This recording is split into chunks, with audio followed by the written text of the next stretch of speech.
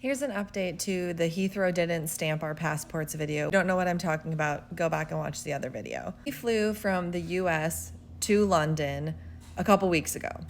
When we arrived in London, we didn't get passport stamps because we just went through like an auto machine where you put your passport in and they just match your photo and then you go about your day. And it might be helpful to note we do have brand new passports because our others just expired. So we have brand new passports. So this was our first time traveling internationally with our passports that we just got about a month ago. After London, we flew to the Czech Republic. So we did get a stamp in Prague. So that is the only stamp I have right now in my passport. So yes, I'm aware we arrived in the UK and then we eventually went to the EU. From there, we had a rental car and we took trains to a couple different countries. So no stamps in any of those places, which is nothing new. For our last flight in Europe, then we flew from Zurich to Amsterdam. When we arrived, same thing, no stamps, no nothing, went about our day. Now to fly home, we are flying Amsterdam back to the US. After we went through regular security, we went through a border check area and we scanned our passports. They scanned, and then it went red and it was like, go see an agent.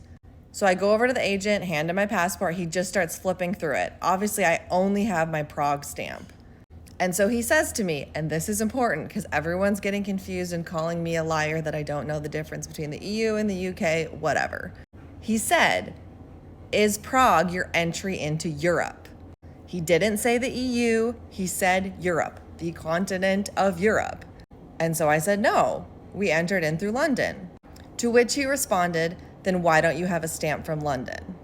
And my response was, because they didn't give me a stamp? They didn't give me a stamp. I didn't even talk to a person. And so he kind of walked away and then he comes back and he starts flipping through my passport again. Again, that's the only stamp we have because it's a brand new passport. So then he says, okay, so you got to London and then where did you go? And so I'm like, all right, well, how much time you got? Because we've been through 7 different countries. We move a different city every day. So then I just start rattling off our itinerary. I'm like, well, we started in London on this date and then we flew here to here and then we rented a car. And he's like, okay. And he just handed me my passport and he's like, go. So yes, there is a chance he meant, is Prague your entry into the EU? But that's not what he said. He said Europe. So I said no, it was London. Anyways, we made it home.